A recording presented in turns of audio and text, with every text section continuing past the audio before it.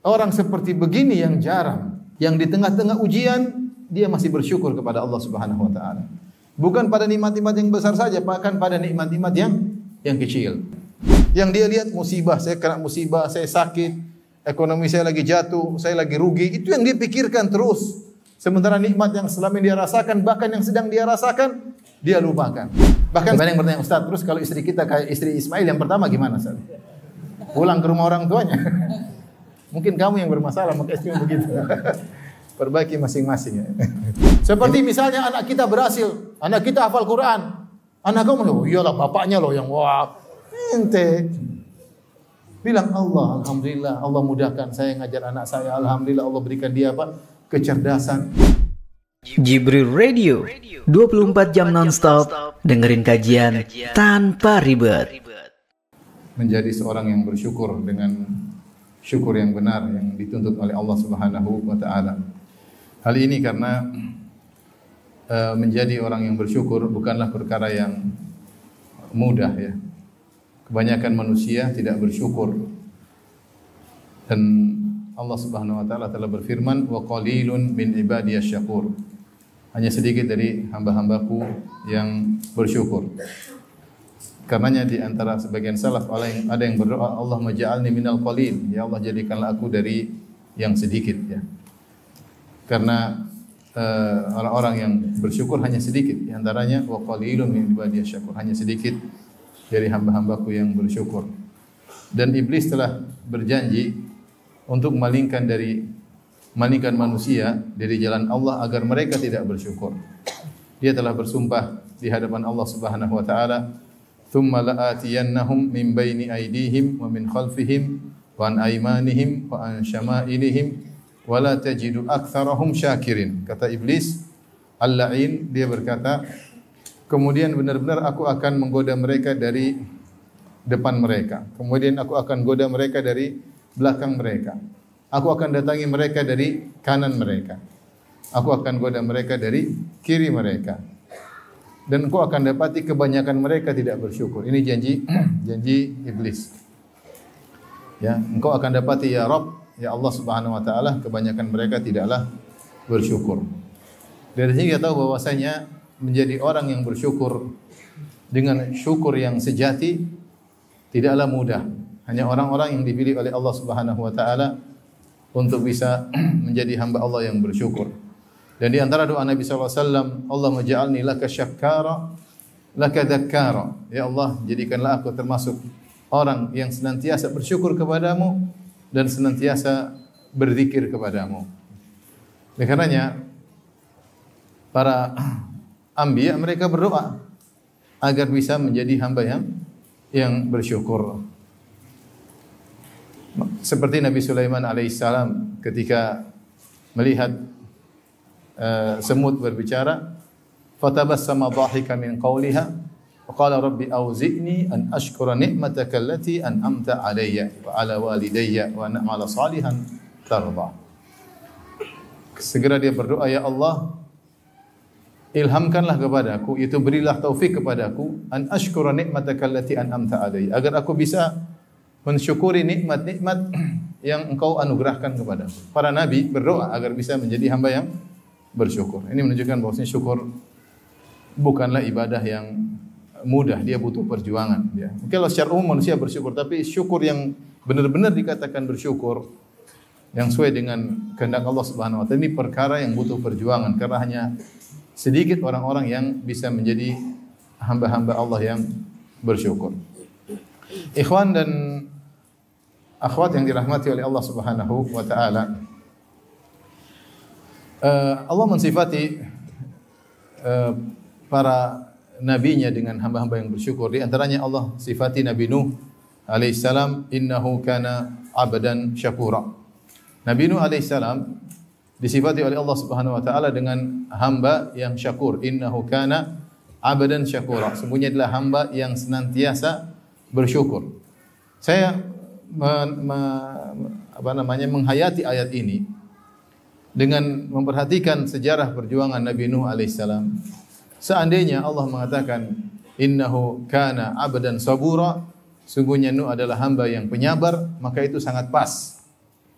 Karena Nabi Nuh alaihissalam diuji dengan berbagai macam ujian, terutama ujian dalam dakwah. Bahkan sebagian ulama ketika menjelaskan tentang surat Al-Ankabut, Alif Lam Mim ahasiban nasu ayyutraku ayyaqulu amanna wa hum la yuftanun. Wa laqad fatanna alladziina min qablihim dan seterusnya. Apakah manusia menyangka mereka dibiarkan mengucapkan kami beriman lantas tidak diuji? Sungguh kami telah menguji orang sebelum mereka. Kemudian Allah sebutkan di antara ujian, wa laqad arsalna Nuhan ila qaumihi falabitha fihim alfasanatin ila khamsina ama. Kami sungguh telah mengutus Nabi Nuh kepada kaumnya, maka dia berdakwah 950 tahun.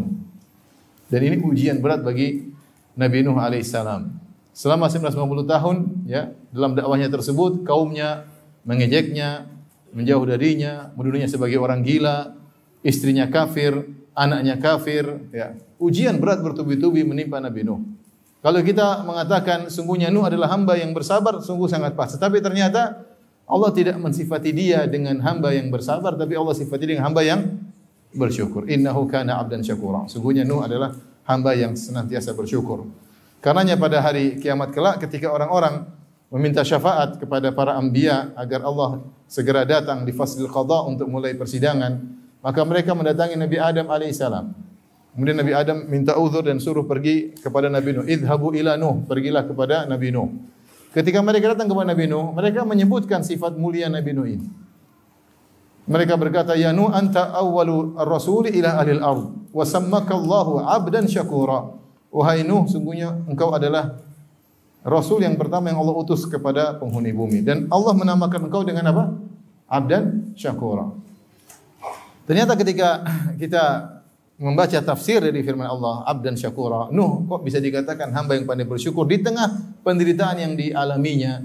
Siapa yang kuat, ya, diuji seperti Nabi Nuh alaihissalam, berdakwah 950 tahun, yang beriman cuma sedikit, ada yang mengatakan cuma 80 orang, ya. Wa ma amana mahu illa qalil. Tidak ada yang beriman kepadanya kecuali sedikit, 80 orang. Ya, 950 tahun yang ikut pengajian cuma berapa orang? 80 orang. Kalau kita bagi rata berarti setiap satu orang berapa tahun dapat hidayah? 10 tahun baru satu orang dapat hidayah. 10 orang 10 tahun kemudian baru ya Ustaz. 10 tahun kemudian. Berarti luar biasa ujian yang dihadapinya. Tetapi dia sabar. Istrinya kafir. Bayangkan, fakhanatahuma, istrinya berkhianat kepadanya. Kita sibuk berdakwah, seorang sibuk berdakwah, ternyata istrinya menentang dakwahnya. Kemudian seorang sibuk berdakwah, ternyata anaknya juga menentang apa? Dakwahnya. Betapa ujian berat yang dihadapi Nabi Nuh ketika dia mendakwai anaknya. Ya bunayya irkam ma'ana, di akhir hayat anaknya ketika terjadi banjir besar, dia mengatakan, wahai putraku, naiklah bersamaku. Wala takum ma'al kafirin, jangan kau termasuk bersama orang kafir. Anaknya tetap ngeyel. Sa'awi ila jabalin ya'simuna minal ma. Aku akan pergi menuju puncak gunung yang bisa menghalangiku dari tenggelam, ya. Akhirnya dia pun tewas ketika itu, dan ini membuat Nabi Nuh bersedih. Artinya ujian bertubi-tubi menimpa Nabi Nuh. Kullama marra alaihi mala'un min qaumi sakhiru min. Setiap ada sekelompok orang dari pembesar-pembesar kaum Nabi Nuh melewati Nabi Nuh, mereka mengejek Nabi Nuh.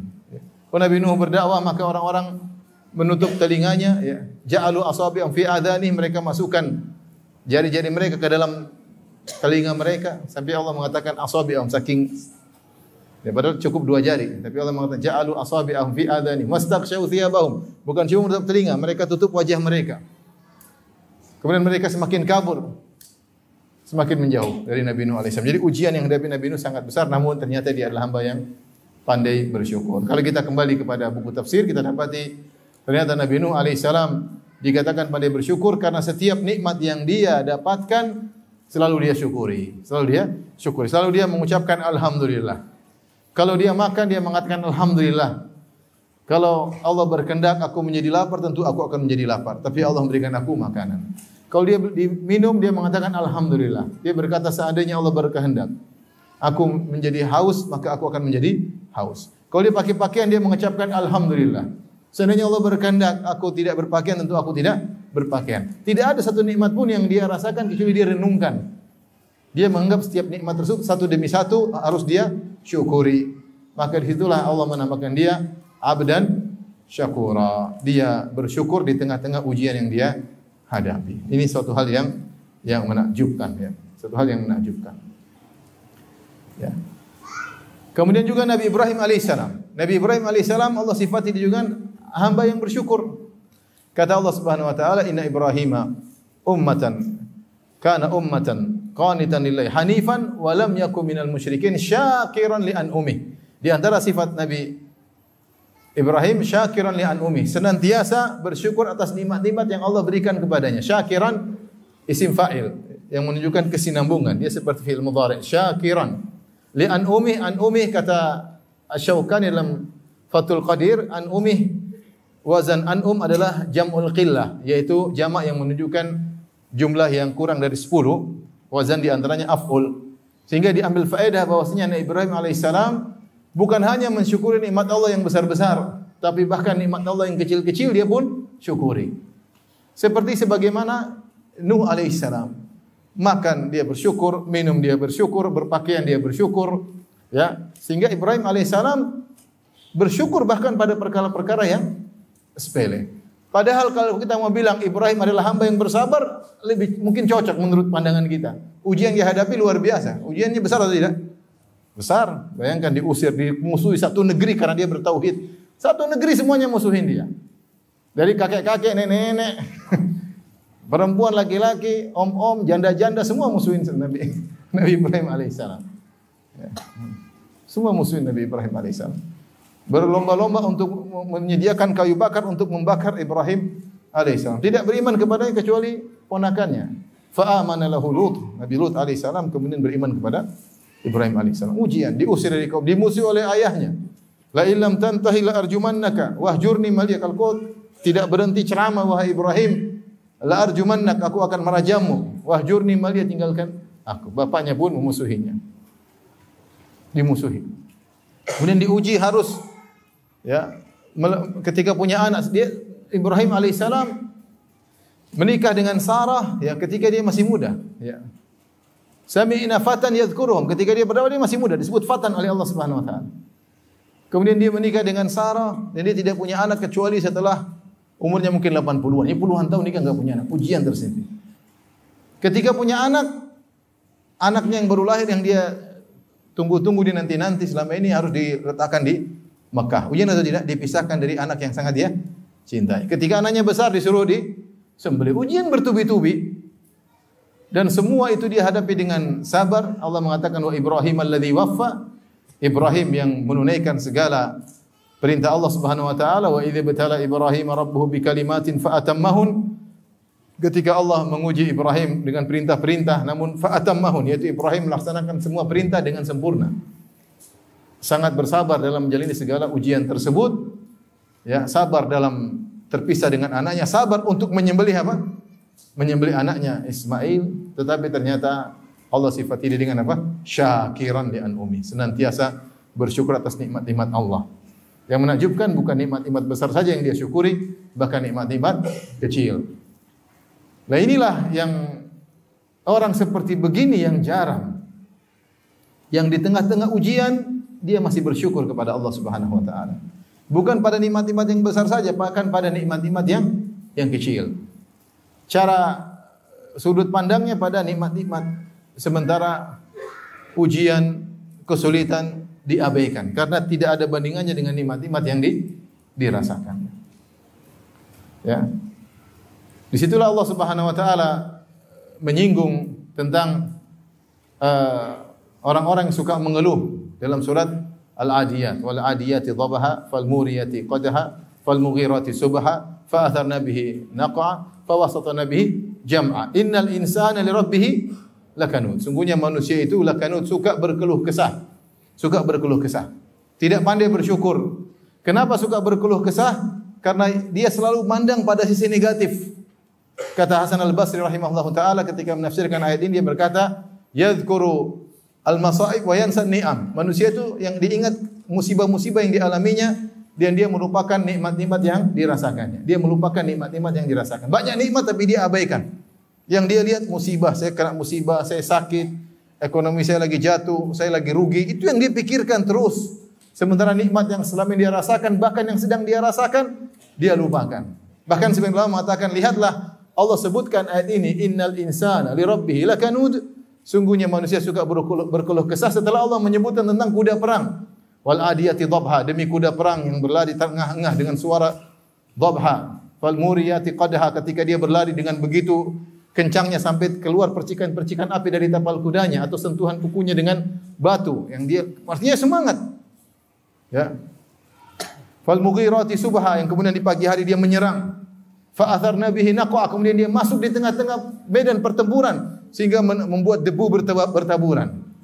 Fa wasata bihi jam'a, masuk di tengah medan pertempuran, itulah kuda. Padahal kuda tersebut hanya diberi kebaikan oleh tuannya tidak banyak. Ya, dikasih rumput dia makan, dielus-elus sedikit, tapi kalau disuruh perang semangat. Itu kuda tahu berterima kasih kepada tuannya dan dia tidak pernah berkeluh kesah, bahkan dia setia sampai dia mati dalam pertempuran tidak jadi masalah.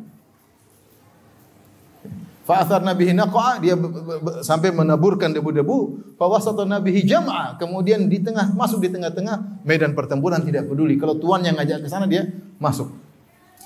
Padahal cuma dikasih apa? Dikasih rumput, dielus-elus, tapi setia sama tuannya. Nah, manusia dikasih apa? Dikasih akal, dikasih ini, dikasih istri, dikasih anak, dikasih rumah, dikasih kesehatan, makan juga macam-macam modelnya. Kuda makan paling apa? Rumput. Antum makan berapa judul yang dimakan? 1000 judul mungkin enggak selesai. Ini makan ini, makan anu, makan ini, makan ini. Jalan-jalan sana kemari, pergi ke sana, pergi ke Pekalongan. Pekalongan ada tempat pemandangan enggak? Ada. Sana kemari. Saya belum lihat tapi ya. Tik sana kemari. Wah, jalan-jalan banyak. Nikmat apa lagi? Banyak sekali.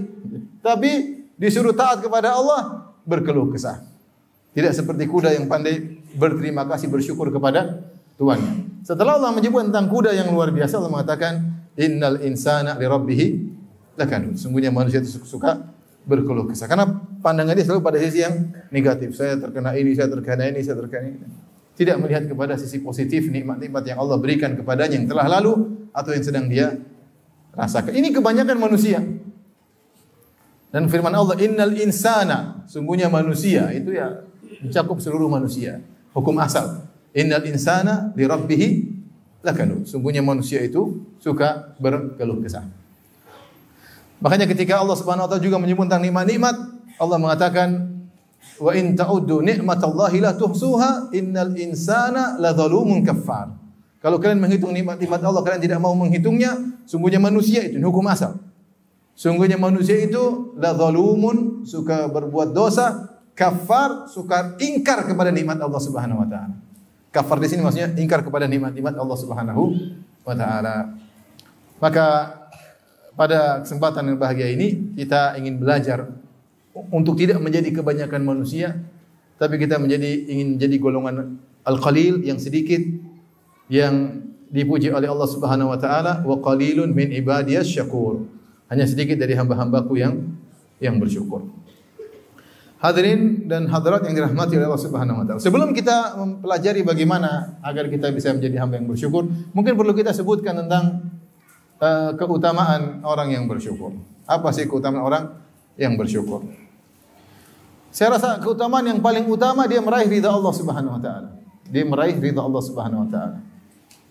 In takfuru fa inna Allah ghaniyun ankum wa la yarda li ibadihi al-kufur wa in tashkuru yardahu lakum. Wala taziru waziratu wizra ukhra. Dalam surat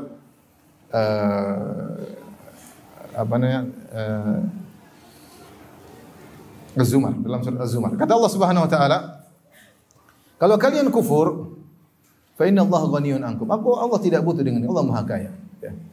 Tetapi wala yarda li ibadihi al-kufr. Allah tidak ridha kekufuran bagi hamba-hambanya. Wa in tashkuru, kalau kalian bersyukur, yardahu lakum. Maka Allah ridha syukur tersebut pada kalian. Allah ridha kepada hambanya yang bersyukur. Ya.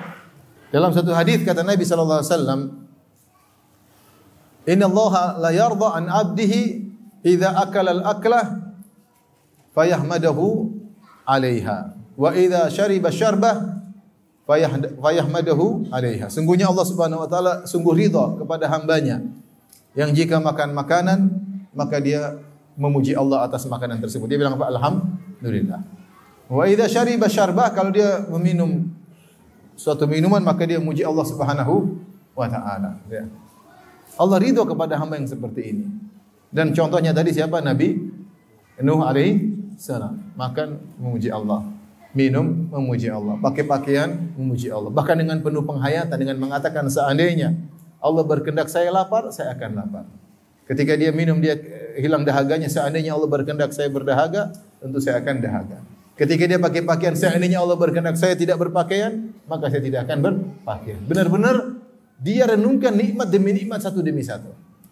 Itulah juga sifat Nabi Ibrahim alaihissalam, syakiran li an'umih, ya, mensyukuri nikmat Allah secara detail satu demi satu. Ini yang kita sulit lakukan.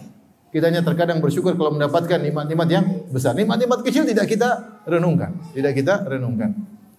Oleh karenanya siapa yang bersyukur maka Allah akan meridainya. Waridwanullahi akbar, dan keridhaan Allah lebih besar, ya, daripada nikmat surga. Mendapat ridha Allah itu lebih agung. Seorang kalau sudah diridai oleh Allah, yaitu disukai oleh Allah, Allah ridha kepadanya, ya. Itulah kalau kita sebut sahabat kita bilang radhiyallahu taala anhu, ya. Radhiyallahu anhu wa radhiyallahu anhum wa radu'an. Allah ridha kepada mereka dan mereka ridha kepada Allah Subhanahu wa taala. Seorang meraih keridhaan Allah, ya, maka ini adalah nikmat yang sangat besar. Allah sudah senang dengan dia, ridha dengan dia, sudah ini nikmat yang sangat besar. Pasti Allah beri taufik kepada dia. Pasti Allah mengantarkan dia kepada jalan-jalan kebaikan jika dia sudah pandai bersyukur kepada Allah Subhanahu wa taala. Kemudian keutamaan orang yang bersyukur. Orang yang bersyukur tidak akan diazab oleh Allah Subhanahu wa taala. Ma yaf'alullahu bi'adzabikum in syakartum wa amantum wa kana Allahu syakiran alima. Kata Allah Subhanahu wa taala, mengapa Allah harus mengadab jika kalian bersyukur dan beriman? Wa kana Allahu syakiran alima, dan Allah Maha bersyukur dan Allah Maha mengetahui. Seorang yang pandai bersyukur tidak akan diadab oleh Allah. Buat apa Allah adab dia sementara dia hamba yang pandai bersyukur? Jadi orang yang bersyukur pasti selamat dari neraka Jahannam. Orang bersyukur pasti selamat dari adab kubur. Kenapa? Karena dia pandai bersyukur kepada Allah Subhanahu wa taala. Dia telah mencapai derajat yang menjadikan Allah tidak pantas untuk mengadab dia. Karena dia adalah orang yang pandai bersyukur. Ketika Allah menyebutkan balasan kepada orang-orang yang bersyukur, Allah sebut dalam dua ayat yang berturut-turut. Yang pertama Allah mengatakan, sayajizillahu syakirin. Allah akan memberi balasan kepada orang-orang yang bersyukur, yaitu berupa kebaikan-kebaikan. Demikian juga ayat setelahnya Allah mengatakan, wasanajizis syakirin, dan kami akan beri balasan kepada orang yang bersyukur. Dalam dua ayat tersebut Allah tidak menyebutkan tentang apa balasannya, sehingga Syekh Abdurrahman bin Nasir As-Sa'di rahimahullahu taala dalam tafsirnya ketika mengomentari ayat ini, wasanajizis syakirin, dan kami akan beri balasan kepada orang yang bersyukur. Balasannya apa Allah tidak sebut. Ini di antara metode Allah ketika menghilangkan objeknya, kami akan beri balasan kepada orang-orang yang bersyukur. Balasannya apa? Tidak disebutkan. Menunjukkan balasan tersebut banyak, sehingga tidak perlu disebutkan karena saking banyaknya. Saking hebatnya balasan tersebut. Cukup Allah mengatakan kami akan beri balasan. Menunjukkan bahwasanya ganjaran, kami akan beri ganjaran. Menunjukkan ganjaran tersebut bukan ganjaran biasa, karena Allah tidak sebutkan tentang objek ganjaran tersebut. Allah menghilangkan objeknya, Allah hanya memberi penjelasan yang mubham, wa sanajizis syakirin, bahwasanya kami akan beri ganjaran kepada orang yang bersyukur tanpa menyebut ganjarannya apa. Tapi di antara keutamaan orang yang bersyukur, ya, di antara keutamaan orang yang bersyukur terkait dengan dunia, ya, orang yang bersyukur akan diberi kebahagiaan, hati yang bahagia. Kebanyakan orang tidak bahagia, kenapa? Karena tidak pandai bersyukur, hasad sama orang, dengki sama orang. Tapi kalau dia pandai bersyukur, dia qanaah, dia pandai bersyukur, dia merasa mendapat nikmat yang baik bagi dia, sehingga dia tidak perlu hasad kepada orang lain. di akhirat dapat pahala yang banyak, di dunia dia bahagia. Orang kalau pandai bersyukur dia bahagia. Suatu contoh yang diceritakan oleh Nabi Muhammad SAW dalam satu hadis tentang kisah dua istri Ismail alaihissalam. Bandingkan antara orang istri yang pandai bersyukur dengan istri yang tidak pandai bersyukur. Ketika Ismail alaihissalam, syabbal gulam, tinggal di kota Mekah, kemudian di tengah-tengah suku Jurhum, suku Arab yang datang langsung dari kabilah Qahtan dari Yaman, kemudian tinggal di situ. Syabbal gulam, kemudian Ismail menjadi tubuh besar, jadi pemuda yang menakjubkan mereka. Fazawwajuhu, maka mereka pun menikahkan dia dengan seorang wanita dari suku Jurhum, kabilah Jurhum. Maka setelah dia menikah dengan wanita tersebut, Ibrahim alaihissalam yang sudah tua, ayahnya kemudian datang mengunjungi Ismail. Dalam Sahih Bukhari. Maka datanglah Ibrahim alaihissalam, qadarullah Ismail lagi tidak ada. Maka dia bertemu dengan istrinya. Maka Ibrahim alaihissalam bertanya, "Mana Ismail?" Kata istrinya, "Dhahaba yabtaghi lana." Dia sedang pergi berburu mencari nafkah buat kami. Kemudian Ibrahim bertanya, "Bagaimana kehidupan kalian?" Istrinya mengeluh, "Nahnu fi syiddah. Nahnu fi dhiq." Kami dalam kondisi sulit, dalam kondisi sempit, mengeluh. Dia merasakan kesempitan, dia merasakan kesulitan hidup. Kenapa dia tidak pandai bersyukur? Akhirnya Ibrahim berkata kepada istrinya tersebut, "Kalau datang suamimu, sampaikan aku kirim salam kepada dia dan suruh dia an yughayyir atabata babihi, agar dia menggantikan atabah. Atabah itu pijakan kaki di pintu. Ketika masuk rumah, sebelum di pintu ada pijakan. Fungsinya mungkin untuk menghalangi hewan masuk atau air masuk. Suruh ganti." Akhirnya Ismail ketika pulang dia mengatakan, "Sekarang ada tamu ya?" "Iya, ada tamu, kakek tua begini. Terus dia kirim salam buat kamu. Terus apa? Dia tanya tentang kehidupan kita. Saya bilang kehidupan kita sulit, susah, sempit. Terus ada wasiat enggak? Ada. Katanya kamu disuruh ganti pijakan apa? Pintu. Maka dia mengatakan, "Itu ayahku, dia menyuruh gantikan kamu ya. Idhabi ila ahlik, pulanglah ke rumah istrimu. Model kamu istri kayak gini tidak pandai bersyukur, harus diganti." Maka Ismail pun ceraikan dia. Kemudian Ismail alaihissalam, lihat orang yang tidak bersyukur menderita. Dia merasa kesengsaraan, kesempitan. Kenapa? Yang dia lihat selalu kesulitan. Ada mawar, ada durinya, yang dilihat durinya bukan mawarnya. Itu repot di situ. Pandangannya tertuju pada ini berduri. Padahal mawar, aroma, harum, yang dilihat apa? Durinya. Itu masalahnya. Kemudian Ismail alaihissalam menikah dengan wanita lain yang berikutnya. Maka akhirnya Ibrahim datang lagi. Setelah berapa lama Ibrahim alaihissalam datang lagi, kemudian cari Ismail, ya, ingin menengok Ismail. Ternyata Ismail juga qadarullah lagi di luar. Lihat jawaban istri kedua, yang istri barunya Ismail. Maka ditanya oleh Ibrahim, "Aina Ismail? Mana suamimu?" "Dhahaba yabtaghi lana." Dia sedang berburu mencari makan buat kami. Kemudian Ibrahim bertanya, "Bagaimana kehidupan kalian?" "Kami fisa'ah, kami dalam kondisi lapang, kami dalam kondisi nyaman." Dia muji orang wanita bersyukur. Padahal kondisi ekonominya tidak berubah, sama saja. Antara kondisi pertama dengan istri kedua, kondisinya sama saja. Yang berbeda cara menyikapinya. Yang pertama tidak bersyukur sehingga merasa sempit hidup ini. Yang satunya bersyukur sehingga dia merasa kehidupannya lapang, tentram, nyaman. Terus Ibrahim berkata, "Kalau datang Ismail, sampaikan salam dariku dan suruh dia tsabbit atabata babik." Suruh dia pertahankan pijakan pintunya. Kemudian pergilah Ibrahim, datanglah Ismail, ada tamu. Iya, tadi ada seorang kakek tua, hasanul hay'ah. Bahkan wanita kedua ini dia mandangnya, lihat ada tadi kakek penampilannya bagus, dia muji. Jadi istri pertama tidak menyebutkan hal tersebut. Kakek tua gini. Yang kedua tidak, cara pandang dia selalu pada sisi yang baik. Tadi ada orang tua penampilannya bagus datang ke sini. Kemudian dia nanya-nanya, dia nanya apa sama kamu? Dia tanya tentang kehidupan kami. Terus kamu jawab apa? Saya bilang dalam kondisi lapang, nyaman. Terus apa pesannya? Pesannya kamu disuruh memantapkan apa? Pijakan kaki. Sudah. Kamu adalah pijakan kakinya, pijakan kakiku, maka bersamalah denganku. Ya. Bersamalah denganku. Dari istri yang pandai bersyukur ini, yang merasa hidup nyaman, maka keluarlah keturunan Nabi Muhammad sallallahu alaihi wasallam. Maksud saya, lihat orang yang pandai bersyukur nyaman hidupnya. Nyaman hidupnya, tentram hatinya. Dia mensyukuri apa yang Allah berikan pada dia, tahu bahwasanya apa yang Allah berikan yang terbaik bagi dia. Sehingga dia tidak perlu hasad, tidak perlu dengki. Dia tahu firman Allah Subhanahu wa taala, "Nahnu qasamna bainahum ma'isyatahum fil hayatid dunya."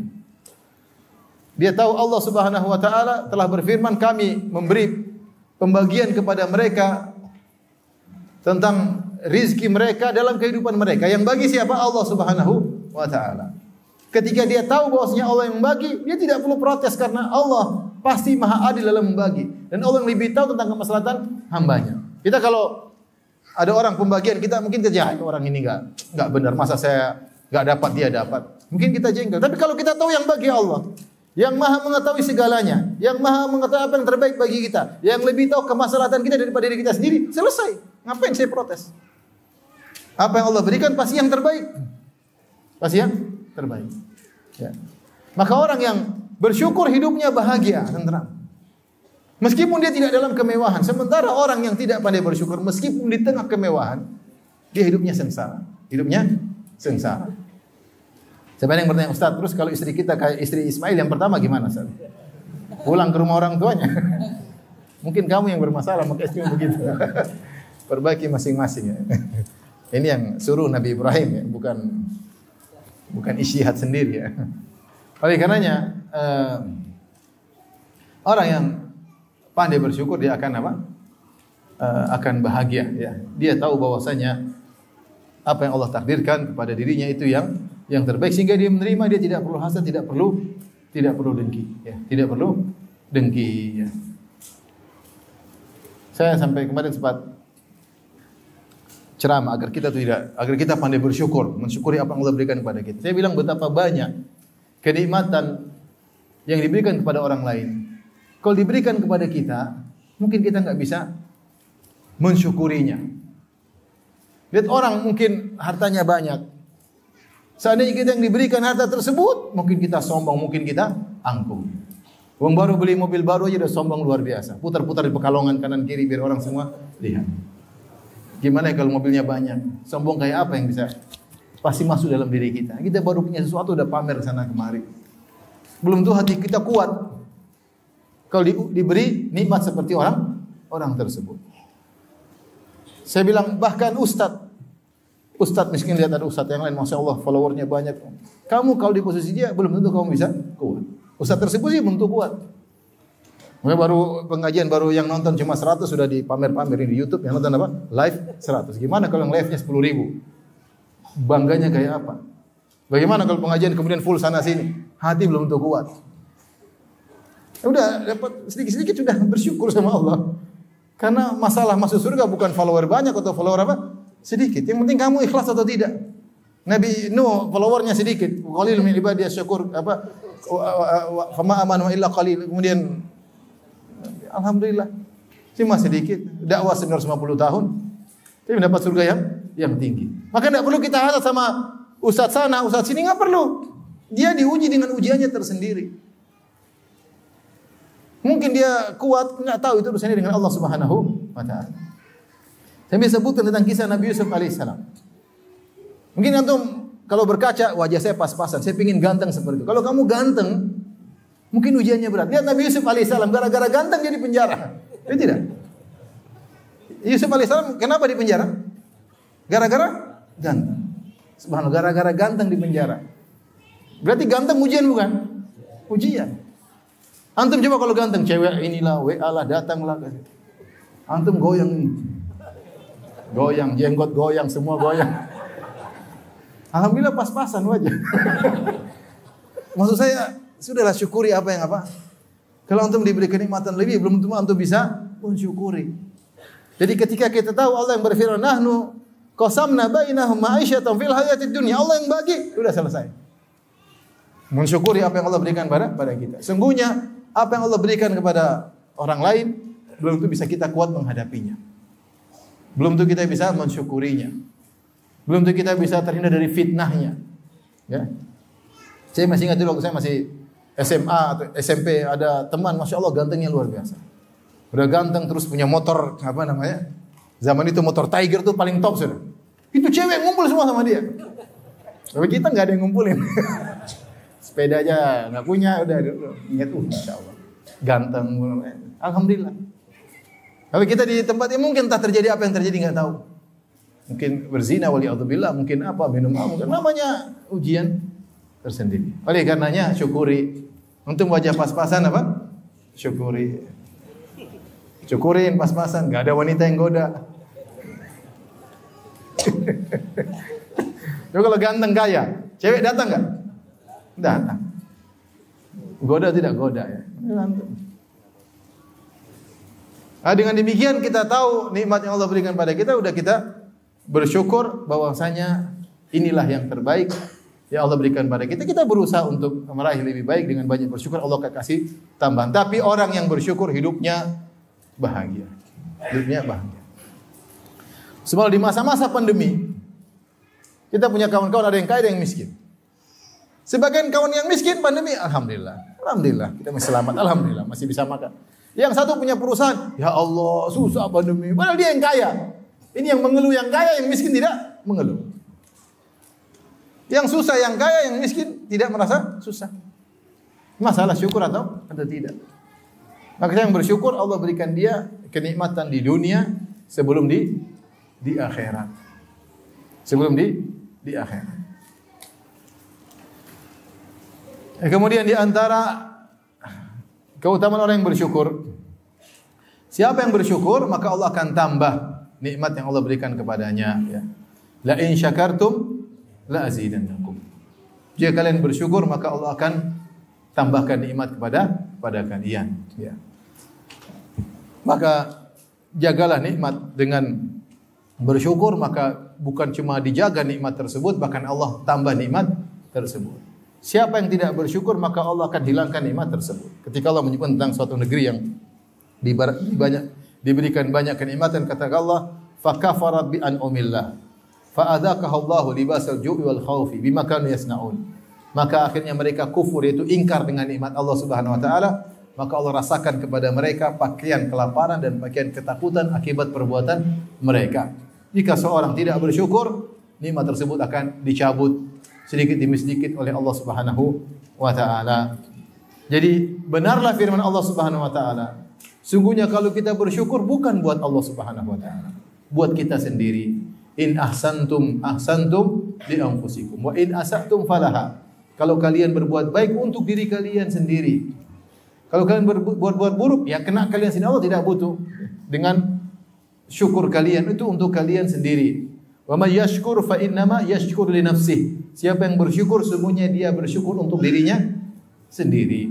Bukan Allah tidak butuh dengan ibadah kita, Allah tidak butuh dengan rasa syukur kita. Kalau kita bersyukur, nikmatnya kembali kepada kita sendiri. Ini sebagian kecil dari keutamaan bersyukur. Di antaranya agar kita mendapatkan keridhaan Allah Subhanahu wa taala. Baik, pembahasan inti bagaimana agar kita bisa bersyukur kepada Allah Subhanahu wa taala. Yang pertama, agar kita bisa bersyukur kepada Allah Subhanahu wa taala, perbanyak doa. Perbanyak doa. Kalau para anbiya, para nabi mereka berdoa, Rabbi auzi'ni an ashkura ni'mataka allati an'amta 'alayya. Ya Allah, anugerahkan aku untuk bisa ilhamkanlah kepadaku agar aku bisa pandai bersyukur. Nabi berdoa, Allahumma ja'alni laka syakkara laka dzakara. Ya Allah, jadikanlah aku hambamu yang pandai bersyukur. Syakkar itu sering bersyukur. Jadi banyak doa kepada Allah Subhanahu wa taala. Ya Allah, jadikanlah aku hambamu yang pandai bersyukur. Laka dzakara, yang senantiasa berzikir kepadamu, ingat kepada Engkau dengan lisan ataupun dengan hati. Ingat kepadamu. Ini perbanyak doa seperti ini. Karena kita ini kurang bersyukur, kita kurang ingat Allah Subhanahu wa taala. Ini yang kita ingatlah medsos, berita ini, berita anu. Kita tidak pandai bersyukur sampai tidak sempat beribadah, tidak sempat untuk berzikir. tidak sempat untuk baca Quran, susah. Oleh karenanya untuk bisa bersyukur butuh ilham. Rabbi auzi'ni, yaitu ya Rabbi alhimni, berilah ilham kepadaku untuk bisa bersyukur. Jadi yang kunci agar kita bisa pandai bersyukur, banyak berdoa kepada Allah Subhanahu wa taala. Kemudian untuk bisa jadi orang yang pandai bersyukur, ketahuilah syukur itu dilakukan dengan hati, dengan lisan dan jawarih, al-jawarih. Seorang bersyukur dengan hati, dengan lisan dan al-jawarih. Al-jawarih itu anggota badan. Adapun bersyukur dengan hati, bagaimana cara bersyukur dengan hati? Pertama, untuk bisa bersyukur kepada Allah dengan hati, poin pertama yang harus kita lakukan adalah mengenal nikmat-nikmat Allah Subhanahu wa taala. Karena kalau sudah kita kenal nikmat tersebut, baru kita syukuri. Kalau kita enggak kenal nikmat tersebut, bagaimana kita bisa syukuri? Maka di antara langkah awal agar kita bisa bersyukur dengan hati kita, kita kenali apa sih nikmat-nikmat Allah yang Allah berikan kepada kita. Banyak sekali, ya. Banyak sekali. Di antaranya yang Allah sebutkan dalam surat An-Nahl, ya. Ata amrullah fala tasta'jilu subhanahu wa ta'ala amma yusyrikun yunazzilul malaikata birruhi min amri ala ma yasha'u min ibadihi an anziru annahu la ilaha illa ana fattaqun khalaqas samawati wal arda bil haqqi ta'ala amma yusyrikun khalaqal insana min nutfatin fa idza huwa khasimun mubin wal an'ama khalaqaha lakum fiha dif'un, dan seterusnya. Allah sebutkan di surat An-Nahl tentang nikmat. Nikmat banyak. Yang surat tersebut disebut dengan suratun ni'am. Surat nikmat-nikmat Allah. Yang Allah buka dengan nikmat wahyu Al-Quran, nikmat tauhid. Allah sebut lagi tentang nikmat penciptaan langit dan bumi. Ini semua nikmat. Allah sebut lagi tentang penciptaan manusia. Allah sebutkan penciptaan hewan-hewan. Allah sebutkan tentang banyak sampai tunggangan, ya. Wal khayla wal bighala wal hamira litarkabuha, tentang tunggangan yang kalian. Ini semua nikmat Allah sebutkan. Sampai kemudian yang kalian tumbuh-tumbuhan semua, sampai lihat di surat An-Nahl, antum bisa baca di awal sampai Allah berfirman wa in ta'uddu nikmatallahi la tuhsuha innallaha laghafurur rahim. Kalau kalian menghitung-hitung nikmat Allah, kalian tidak bisa menghitung-hitungnya. Sungguhnya Allah Maha Pengampun lagi Maha Penyayang. Ini sekedar sampel Allah sebutkan contoh tentang nikmat. Sungguhnya nikmat itu sangat banyak. Nah, kalau kita lupa dengan nikmat ini, kita susah untuk bersyukur. Dan di antara nikmat yang paling besar adalah nikmat Islam. Nikmat Islam, nikmat bertauhid. Makanya Nabi Yusuf alaihissalam berkata kepada dua orang di penjara, kata beliau alaihissalam, "Wattaba'tu millata aba'i Ibrahim wa Ishaq wa Yaqub. Ma kana lana an nusyrika billahi min syai'. Dzalika min fadlillahi 'alaina wa 'alan nas." Walakinna aktsara nasi la yashkurun. Kata Nabi Yusuf alaihissalam, aku meninggalkan kaumku, ya, yang kufur kepada Allah, tidak beriman hari akhirat, dan aku mengikuti agama nenek moyangku yang orang-orang saleh, yaitu Ibrahim, Ishak dan Yakub. Kami tidak berbuat syirik kepada Allah sama sekali. Kami tidak berbuat syirik tersebut, dzalika min fadlillahi alaina, adalah karunia Allah kepada kami, dan juga karunia kepada orang-orang yang tidak berbuat syirik. Walakinna aktsara nasi la yashkurun, kebanyakan orang tidak bersyukur. Makanya kita tidak berbuat syirik, tidak terjerumus dalam kesyirikan. Kita di atas Islam, itu kenikmatan yang luar biasa.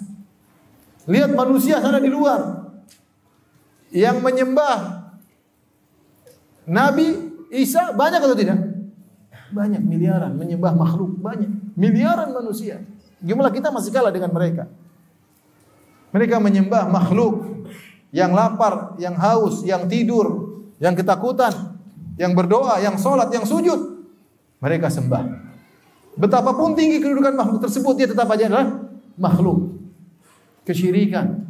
Namun yang terjerumus dalamnya adalah miliaran manusia. Ya mungkin kalau kita mau adu IQ kita dengan mereka, mungkin kita kalah IQ kita. Mereka orang pintar-pintar, orang cerdas-cerdas, tapi Allah tidak beri hidayah kepada mereka, sehingga mereka menyembah makhluk. Lihat yang menyembah hewan, banyak sekali. Yang menyembah sapi, banyak sekali. Bahkan sebagian mereka mengatakan sapi lebih afdal daripada ibu. Kalau ibu nyusui masih berharap pamrih, semoga anak saya besar jadi anak soleh. Kalau sapi kasih susu, dia tidak pernah minta pamrih. Dia ikhlas kepada Allah. Sehingga mereka memuliakan sapi, menyembah apa? Sapi, akhi, subhanallah. Jumlahnya 1 juta, mungkin miliar. Miliar itu banyak lah. Itu cuma berapa? Ratusan aja miliar. Mereka sampai miliar. Itu bersyukur. Kaum muslimin yang masih pakai jimat banyak, yang percaya sama dukun banyak, percaya sama khurafat banyak, yang percaya sama tatoyur masih banyak. Nikmat tauhid, nikmat yang luar biasa. Yang kita renungkan, kita bersyukur pada Allah. Alhamdulillah hati saya bergantung kepada Allah, nikmat. Walakin aktsarun nasi la yashkur. Banyak orang tidak bersyukur. Nikmat banyak. Ini kalau kita renungkan, kita akan pandai bersyukur kepada Allah Subhanahu wa taala. Yang menyembah matahari, subhanallah. Kemana akal mereka? Tapi demikianlah, ya, hidayah di tangan Allah Subhanahu wa taala. Kita bicara tentang misalnya nikmat kesehatan, luar biasa. Makanya dikatakan kesehatan adalah tajun. Kesehatan adalah mahkota di atas kepala orang yang sehat. Tapi tidak ada yang lihat kecuali orang yang sakit. Kesehatan adalah mahkota yang ada di kepala orang yang sehat. Tapi orang sehat tersebut tidak bisa melihatnya. Yang bisa lihat orang yang sakit. Orang yang sakit. Disebutkan seorang yang kaya raya, dia sakit, kemudian dia harus makan ini, makan anu, kemudian dia melihat ada pembantunya kerja di kebun, makan seenaknya, minum seenaknya. Sementara dia, Allah, dia kaya raya, dia nggak bisa makan ini, nggak bisa makan anu, karena sakit. Hartanya tidak bisa membuat dia berpuas-puas makan apa yang dia kehendaki. Sebagian orang pelit-pelit cari uang banyak-banyak supaya bisa makan enak. Ketika duitnya banyak, dia nggak bisa makan enak, dia sakit. Antum makan apa saja santai, makan gorengan, makan. Sebagian orang milah-milih nggak bisa. Kesehatan itu luar biasa. Makanya kalau kita mau syukuri kesehatan, pergilah ke rumah sakit, lihat orang sakit kayak apa. Yang teriak-teriak, yang sakit ini, sakit anu. Ini nikmat yang terkadang kita lalaikan. Ya. Belum nikmat dalam anggota tubuh, bisa melihat, bisa mendengar. Sebagian orang tidak bisa. Bisa berjalan, bisa makan kaki, bisa ke masjid, banyak nikmat. Cuma kita tidak ingat. Kenapa tidak kita ingat? Karena saking tiap hari Allah berikan, sehingga seakan-akan itu adalah sudah keharusan bagi Allah, sudah kewajiban bagi Allah, sehingga tidak kita syukuri. Nanti kalau hilang tiba-tiba baru kita, ya Allah, ternyata nikmat ini luar biasa ya. Nikmat ini luar biasa. Kita hanya menyadarinya ketika nikmat tersebut dicabut, maka jangan sampai demikian. Ingatlah bahwasanya kita nikmat yang luar biasa. Kita bicara tentang nikmat keamanan. Nikmat keamanan luar biasa. Negeri ini aman. Ya. Alhamdulillah kita kemana-mana santai, mau kemana-mana tidak ada yang perlu kita khawatirkan. Ya. Kita mau dakwah di mana-mana juga alhamdulillah mudah. Ya. Kalau ada yang usir-usir cari tempat lain masih banyak, alhamdulillah. Alhamdulillah. Nikmat. Lihat di negeri luar sana, mau dakwah susah, ditangkap-tangkepin orang, susah. Mau ngaji enggak sembarang, ya. Susah. Keamanan tidak terjamin, perang saudara, banyak ya. Kita alhamdulillah dapat kenikmatan dan semoga Allah melanggengkan kenikmatan aman di negeri kita yang kita cintai. Oleh karenanya, seorang merenungkan hal tersebut. Belum lagi nikmat punya istri. Nikmat atau tidak? Nikmat. Orang yang tidak punya istri kasihan. Jomblo itu penderitaan. Makanya enggak ada jomblo di surga. Karena itu penderitaan. Di surga tidak ada penderitaan. Makanya tidak ada jomblo. Penderitaan. Makanya di antara faedah yang disebutkan oleh Ibn Rajab Al-Hambali, bahwasanya ketika seorang berpuasa dia menahan makan, menahan dahaga. Dia tahu bagaimana susahnya orang lapar sehingga dia menahan. Ternyata sehingga timbul kepekaan pada dirinya, kasihan sama orang lapar karena saya pernah lapar ketika sedang apa? Puasa. Dia tahu bagaimana rasanya orang haus karena dia haus, dia punya rasa kepekaan bagaimana rasanya orang. Dan dia juga tahan nafsunya. Dia tahu gimana menderitanya orang tahan apa? Nafsu. Begitulah penderitaan orang jomblo. Penderitaan punya istri, alhamdulillah, punya anak. Entah banyak orang menangis tidak punya anak, nangis-nangis ke sana berobat sana sana. Antum punya anak, alhamdulillah. Entah orang enggak punya rumah, antum punya rumah. Nabi SAW bersabda, "Man asbaha aminan fi sirbihi mu'afan fi jasadihi wa lahu qutu yaumihi fa ka'annama hizat lahu dunya bihadafiriha. Oh, kama qala Nabi sallallahu alaihi wasallam. Siapa yang di pagi hari aman di rumahnya, sehat tubuhnya, ya, ada makanan hari itu seakan-akan dunia telah didatangkan bagi dia. Itu kenikmatan yang disegerakan sudah datang. Apa lagi? Alhamdulillah ya. Oleh karenanya ingat nikmat-nikmat Allah. Jadi cara bersyukur yang pertama, kenali nikmat-nikmat Allah. Ya. Hitung-hitung nikmat Allah. Wa in ta'udu, kalian hitung-hitung. Alhamdulillah. Saya ngaji, saya sholat, orang-orang pada habiskan waktu untuk hura-hura, untuk buang-buang waktu, nonton macam-macam. Alhamdulillah saya nonton pengajian, saya hadir pengajian. Alhamdulillah nikmat. Ini semua akan menjadi catatan amal di hari akhirat kelak. Alhamdulillah anak-anak ngaji, alhamdulillah anak sekolah, alhamdulillah banyak nikmat. Banyak sekali nikmat yang Allah berikan kepada kita. Baik, setelah mengenal nikmat-nikmat Allah, ini penting, tahapan pertama. Kemudian bersyukur dengan hati adalah al-i'tiraf, mengakui seluruh nikmat tersebut dari Allah. Jangan sekali-sekali kita bilang karena saya.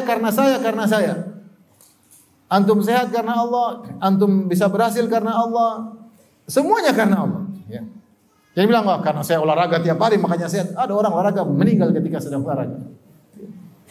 Allah yang kasih ente kesehatan. Ente ikhtiar, tapi yang menentukan sehat atau tidak siapa? Ya, saya ketemu seorang wanita umrah sama saya. Nangis dia. Dia bilang apa? Ustaz, saya sudah olahraga. Dia olahragawan, olahraga. Tadi sama suaminya ngobrol sama saya. Nangis. Olahraga. Saya makan pilih-pilih. Tidak sembarang saya makan. Tahu-tahu kena kanker. Masih muda. Ya. Artinya kita ikhtiar, tapi jangan bilang karena saya. Kita bilang semuanya karena Allah. Kemudian dengan sebab saya olahraga, dengan sebab saya makan pilih-pilih, oke. Ya. Tapi jangan bilang karena kita menjadi apa? Sehat. Betapa banyak orang sehat tiba-tiba meninggal. Wa kam min sahihin mata min ghairi illatin. Betapa banyak orang sehat meninggal tanpa didahului dengan sakit. Olahragawan di puncak kesehatannya tahu-tahu meninggal dunia. Oleh karenanya segala nikmat yang kita rasakan jangan sekali-sekali kita sandarkan kepada diri kita. Karena itu adalah ujub. Kita semua yang dari Allah Subhanahu wa taala. Dan jangan sekali-sekali kita berbicara kepada orang lain mengesankan itu karena kita. Hati-hati. Mau keberhasilan dalam dakwah, mau apapun, keberhasilan dalam mengurus yayasan misalnya, keberhasilan dalam membangun sekolah misalnya, apapun, jangan coba-coba mengatakan karena saya. Itu penyakit. Kita syukuri Allah bisa dengan sebab kita Allah membuat keberhasilan, Allah memilih kita dalam rel ini, rel dakwah. Tapi jangan sekali-sekali mengesankan karena saya. Jangan. Allah Maha tahu tentang isi relung hati kita yang paling dalam. Karena itu penyakit ujub. Orang yang seperti itu tidak pandai bersyukur. Karena dia sudah mengatakan ya karena saya bukan karena Allah. Selesai.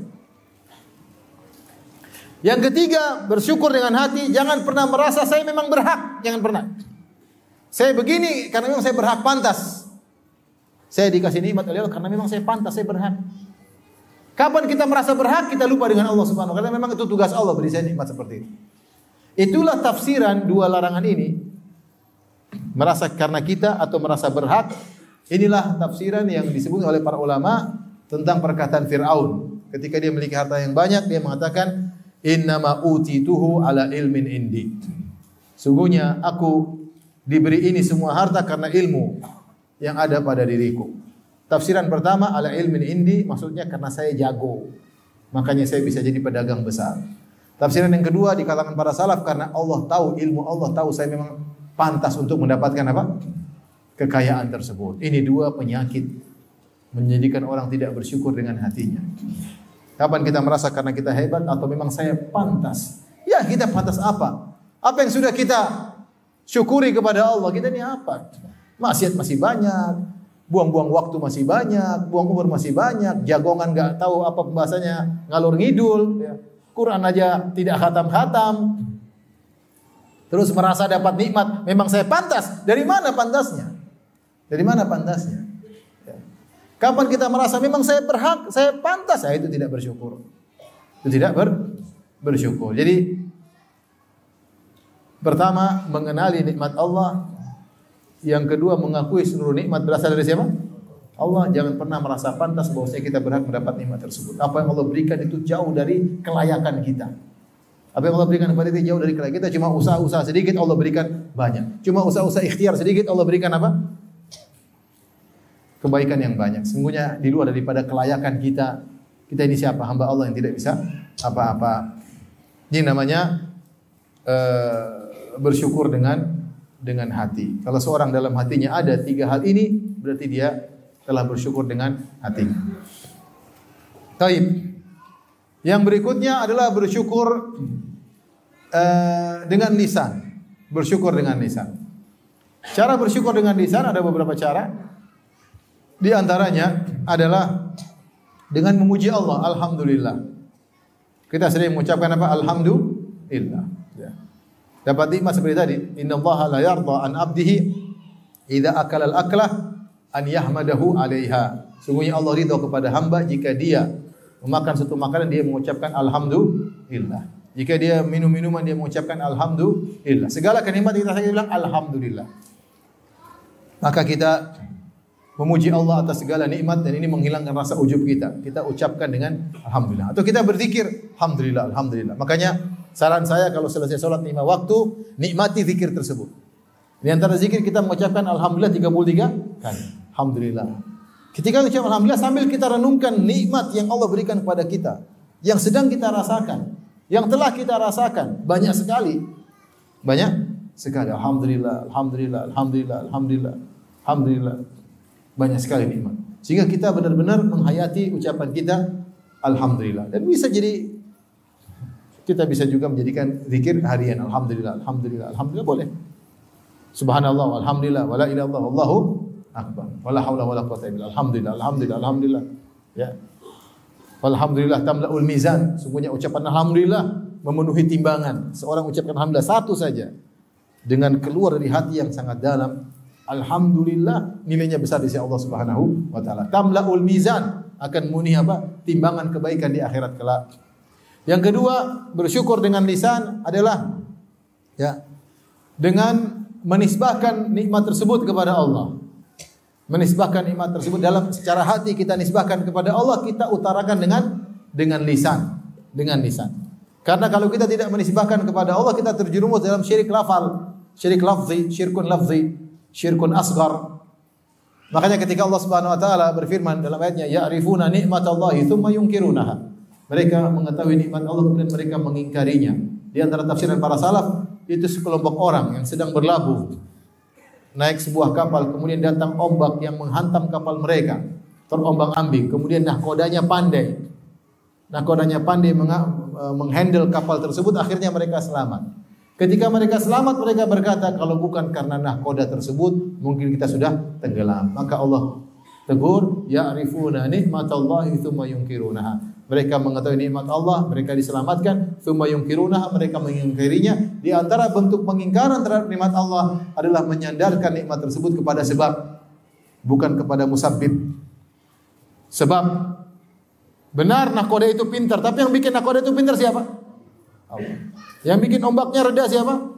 Allah. Mau dia pintar tapi kalau ombaknya dibesarin sama Allah, tewas. Lupa bahwasanya nahkoda itu makhluk di antara makhluk-makhluk Allah. Makanya di antara syirik kecil, seorang berkata, kalau bukan karena ini, mungkin saya sudah dibunuh. Kalau bukan karena dokter, mungkin saya mati. Kalau bukan karena polisi, mungkin saya sudah kecurian. Dan ini semua perkataan benar. Karena polisi, dokter, atau hewan yang menjaga rumah, itu semua sebab sehingga kita selamat. Tetapi yang menyelamatkan bukan itu. Yang menyelamatkan siapa? Allah. Maka di antara adab dalam bersyukur kepada Allah, kita mengatakan kalau bukan karena Allah, kemudian dengan sebab dokter.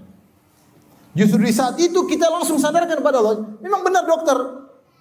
Secara sebab akibat dokter, tapi kita harus menyadarkan kepada yang menimbulkan akibat.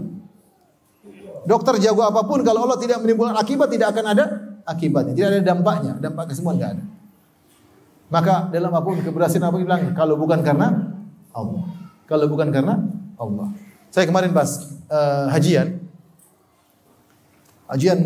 berat ya, kemudian Masya Allah ya. Banyak kan kawan yang tidak bisa upgrade ke teman-teman yang haji, kemudian tidak bisa tendanya di-upgrade kepada yang lebih baik ya. Qadar Allah kita bisa.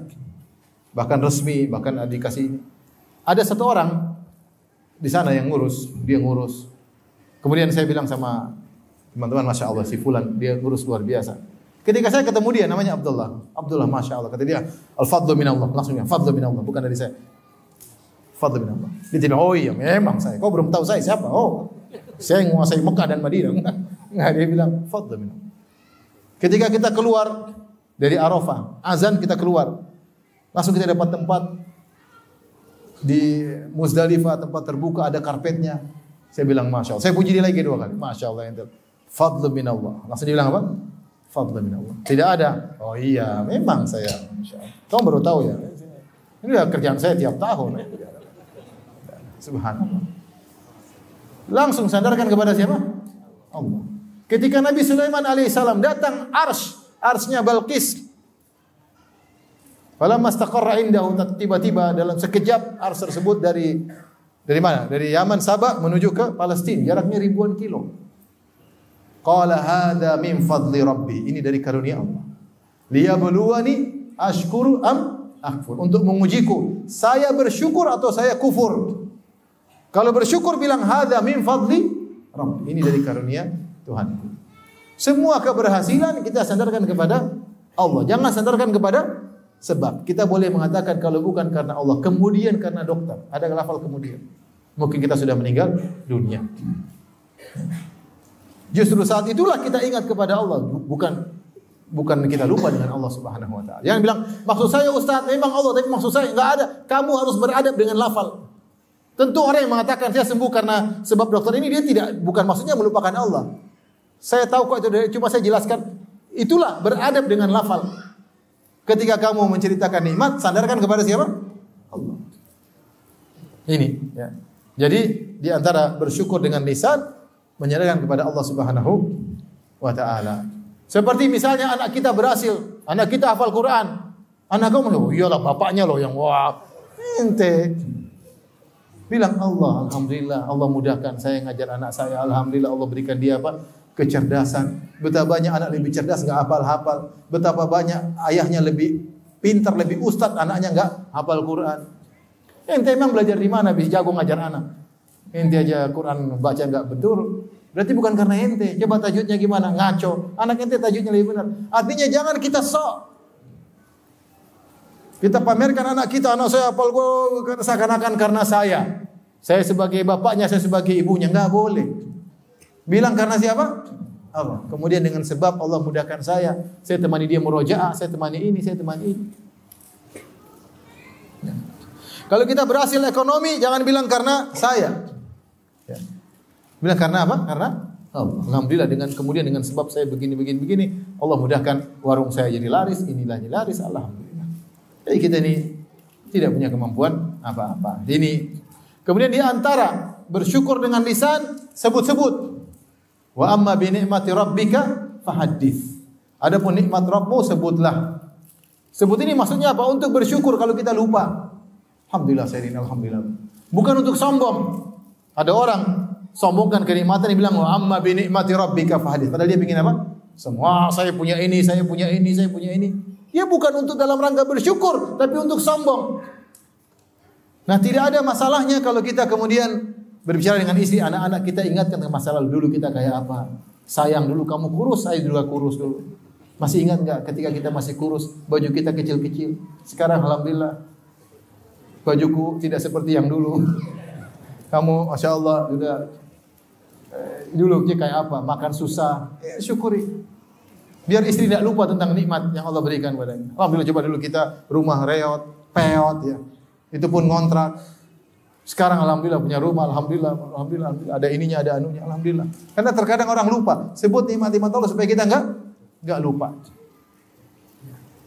Supaya enggak lupa. Ingat dulu kita enggak punya motor, kita pinjam motornya Ustadz Fulan. Kadang kita isi bensinnya, kadang kita enggak ngisi. Alhamdulillah sekarang punya mobil, alhamdulillah. Cerita sama istri. Siapa anak-anak? Anak-anak dulu kamu gini. Saya dulu bilang sama anak saya, Abdul Muhsin, Abi dulu tidak punya apa-apa. Abi dulu punya buku dari UNEP. Karena Abi nggak bisa beli susu, Abi jual buku tersebut untuk kasih susu kamu. Dia bilang Abi sering cerita susu itu. Maksud saya ingin, dulu kita tuh susah. Ya. Sampai saya untuk belikan susu buat anak, saya harus jual apa? Buku. Padahal senjata penuntut ilmu apa? Buku, senjata harus saya jual, mau diapain lagi? Kalau enggak anak saya enggak bisa apa? Menyusu. Saya jual untuk beli keperluan anak-anak. Ya. Terlalu banyak nikmat.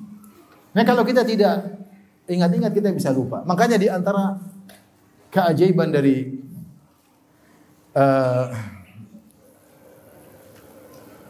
Uwais Al-Qarani yang kata Nabi sallallahu alaihi wasallam, khairut tabi'in Uwais Al-Qarani. Sebaik-baik tabi'in Uwais Al-Qarani. Rasulullah sebutkan kana bihi baras, dulu dia punya penyakit baras, badannya putih. Maka dia berdoa kepada Allah, ya Allah sembuhkanlah penyakitku kecuali seukuran dirham di pusarku. Supaya apa? Supaya aku ingat terus tentang nikmat bahwasanya saya dulu pernah apa? Sakit. Dia tidak minta bersih seluruhnya, tapi dia ingat agar disisakan sedikit. Supaya kalau dia ingat, dia lihat saya dulu sakit. Subhanallah, dia cara bagaimana mengingat nikmat Allah dengan disisakan sebagian apa? Penyakit tersebut. Karena kalau hilang semua mungkin lupa. Ya. Oleh karenanya, di antara cara kita bersyukur kepada Allah, kita cerita tentang nikmat-nikmat. Bukan untuk kita sombong, tapi untuk kita tahu diri bahwasanya ini semua dari Allah. Kadang kita lupa. Ingat masa lalu kita sekarang, dulu bagaimana, sekarang bagaimana. Ingat, alhamdulillah. Ya. Dengan nyebut-nyebut, kita perlu sebut pada istri, sebut pada anak, ya. Mungkin sebut pada kawan, tapi ingat dalam rangka bersyukur, bukan untuk apa? Sombong. Ya. Tidak semua kita sebutkan karena bisa jadi orang apa?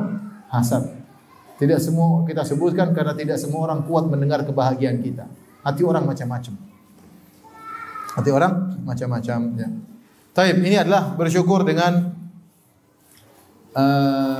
lisan, ya. Bersyukur dengan lisan. Tadi apa saja? Menyandarkan kepada Allah. Kemudian mengucapkan alhamdulillah. Ketiga, menyebut-nyebut nama Allah, menyebut-nyebut nikmat tersebut. Di antaranya menggunakan lisan untuk ketaatan. Menggunakan lisan untuk apa?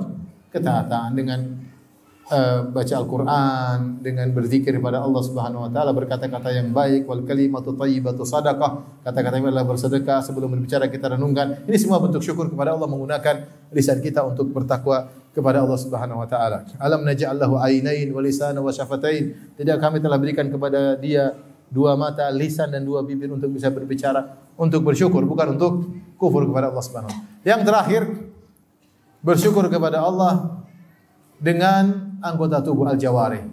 Caranya bagaimana? Yaitu dengan beribadah kepada Allah. Tidak usah banyak omong, banyak pengakuan, banyak ngaku-ngaku. Kalau kamu beribadah kepada Allah berarti kamu bersyukur. Kalau kamu malas beribadah, kamu tidak bersyukur. Tidak usah bilang saya bersyukur. Kamu malas beribadah berarti tidak bersyukur. Makanya Nabi Muhammad SAW ketika sholat sampai kakinya bengkak, hatta tatawarram qadamah. Sampai bengkak kedua kakinya. Dalam riwayat hatta tatafattar qadamah, sampai kedua kakinya pecah-pecah. Kenapa engkau beribadah seperti ini sementara waqad ghufira laka ma taqaddama min dzambika wa ma ta'akhkhar?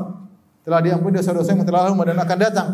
Kata Rasulullah SAW, afala akunu abdan syakura. Kenapa aku tidak menjadi hamba yang pandai bersyukur? Rasulullah wujudkan syukurnya dengan beribadah kepada Allah Subhanahu wa taala. Saya tanya sama antum, kalau hidup di dunia ini, kemudian ada bos antum, dia kasih gaji antum sebulan 100 juta. Kurang 200 juta.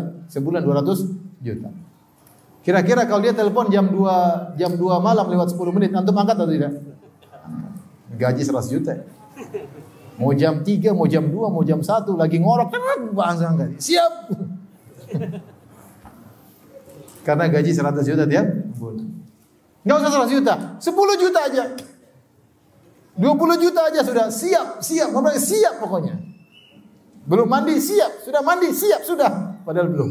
Pokoknya tidak mau terlambat karena merasa diberi gaji yang cukup. Nah, Allah berikan kita nikmat. Walillahil matsalul a'la, bagi Allah perumpamaan yang lebih tinggi. Allah berikan kita nikmat jauh daripada itu. Setiap hari nikmat luar biasa. Ya, nikmat udara kita bisa hirup. Waktu pandemi coba, orang sampai nggak bisa bernapas. Saya waktu kena COVID, saturasi turun. Nggak naik saturasi. Bagaimana orang yang sesak napas yang sampai akhirnya meninggal? Sampai antri cari oksigen nggak dapat, saya meninggal dunia. Baru tahu ternyata bernapas itu nikmat yang luar biasa. Allah kasih antum bisa ngelihat, bisa bernafas, detak jantung masih berjalan. Subhanallah banyak nikmat, masih bisa olahraga, masih bisa ini, masih bisa mikir, masih bisa sholat, masih luar biasa. Tetapi kita ini memang malas, dasar malas. Waliyadzubillah. Disuruh sholat, malas.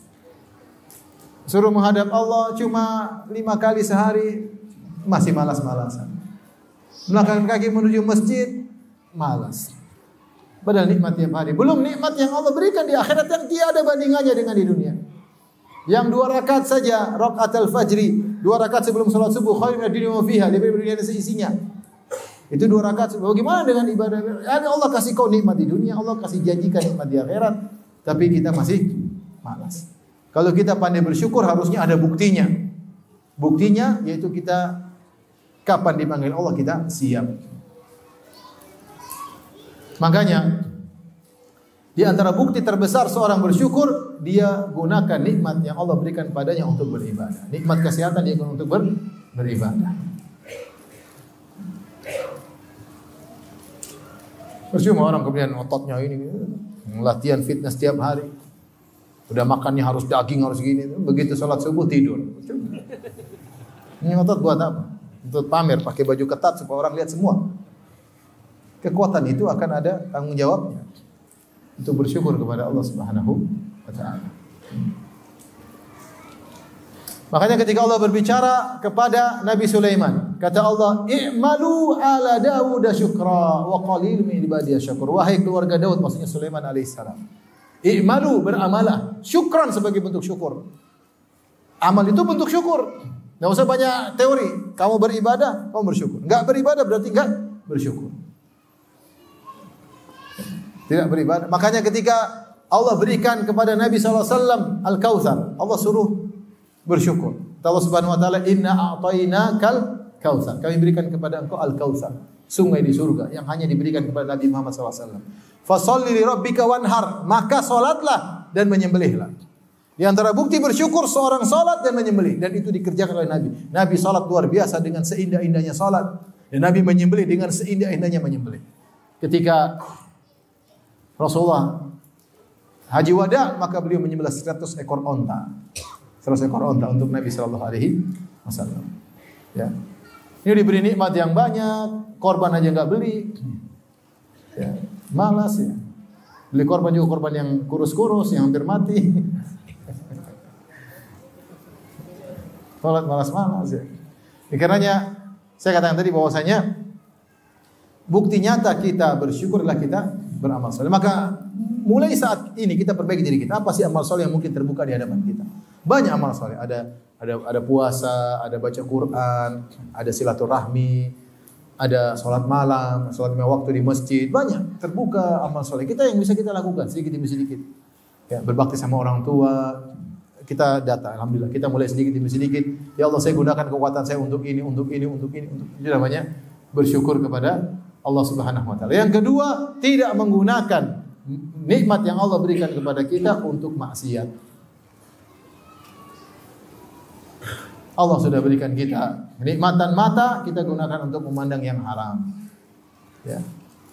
Allah berikan kita mungkin kekuatan fisik, kita gunakan untuk yang haram. Ya. Sehat untuk melakukan yang haram. Mata bisa melihat untuk melihat yang haram. Ya. Untuk joget-joget, disko-disko, untuk dengar-dengar. Telinga dikasih pendengaran yang baik untuk dengar musik-musik. Nah, gimana mau bersyukur sama Allah Subhanahu wa taala? Subhanallah, saya renungkan, saya sampaikan nanti bisa sampaikan lagi. Saya renungkan tentang musik ini. Perkataan Ibnu Mas'ud. Ibnu Mas'ud radhiyallahu anhu berkata, "Al-ghina yumbitun nifaq." Bahwasanya nyanyian, musik-musik menimbulkan kemunafikan. Kok bisa menimbulkan kemunafikan? Karena orang yang biasa berleha-leha, berlale-lale dengan musik, dia memanjakan apa? Memanjakan jiwanya, sehingga jiwanya menjadi manja. Pingin ini, pingin anu, akhirnya terbawa kepada maksiat-maksiat yang lain. Sehingga dia mudah untuk nurut kepada hawa nafsunya, karena maksudnya dimanjain. Orang minum khamar mungkin cuma saat dia minum khamar kemudian dia tidur, tapi kalau musik terkadang berjam-jam, berlama-lama, ya, dia berleha-leha dengan jiwanya tersebut. Akhirnya mudah dibawa kemana-mana, timbullah kemunafikan. Karena jiwanya sudah biasa berleha-leha, berlale-lale dengan kemaksiatan. sehingga mengajak dia untuk maksiat-maksiat yang lainnya. Ya. Dan itulah yang kita dapati bahwasanya orang-orang yang bermusik-musik ya, betapa banyak problem yang mereka hadapi. Mereka tidak menemukan kebahagiaan. Sebagian mereka kena narkoba, sebagian mereka inilah hancur keluarganya, sebagian mereka selingkuh, macam-macam. Ya. Kenapa tidak merasakan apa? Kebahagiaan. Karena jiwa mereka sering dilalaikan berleha-leha sehingga jiwanya pingin yang ini, pingin ini, dia harus nuruti semuanya. Pingin ini, pingin anu, pingin ini. Dia sudah biasa memberi gizi maksiat kepada jiwanya. Sehingga jiwanya menjadi manja, menjadi kuat, sehingga menguasai dirinya. Dia ditawan oleh jiwanya sendiri. Seorang menghindar sebab-sebab tersebut. Jangan bermaksiat kepada Allah dengan telinganya dengan mendengar hal-hal yang diharamkan oleh Allah Subhanahu wa taala. Ini saja ikhwan dan akhwat yang rahmati Allah Subhanahu wa taala yang saya sampaikan. Semoga Allah menjadikan kita hamba-hambanya yang pandai bersyukur kepada Allah Subhanahu wa taala. Jangan lupa sering berdoa, Allahumma ja'alni laka syakaran laka dzakaran. Allahumma ja'alni laka syakaran laka dzakaran. Ya Allah, jadikanlah aku hamba yang pandai bersyukur, pandai berzikir, pandai mengingatmu, karena kita sering lalai dan sering lupa, terutama zaman sekarang banyak sekali hal yang melalaikan kita, tontonan, medsos, internet dan yang lainnya.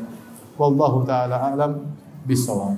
Baik, demikian saja. Mohon maaf atas segala kekurangan. Subhanakallah bihamdik asyhadu an la ilaha illa anta astaghfiruka wa atubu ilaik. Assalamualaikum warahmatullahi wabarakatuh. Jibril Radio 24 jam nonstop dengerin kajian tanpa ribet.